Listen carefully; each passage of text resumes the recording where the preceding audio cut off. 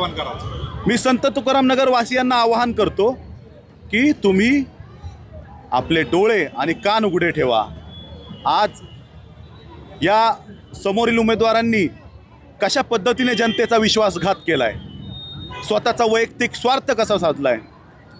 स्वतःच्या मुलाच्या असतील दोन्ही महिलांनी, पतीच्या असेल या ठिकाणी भावांच्या असेल त्या ठिकाणी महापालिकेचा आणि जनतेचा मलिदा लाटण्याचा प्रयत्न केलाय। ज्या काळात संकट होती, कोरोना काळामध्ये शहरामध्ये अनेक संकट होती, त्या काळात देखील या महिलांनी त्याचा अक्षरशः धंदा केला।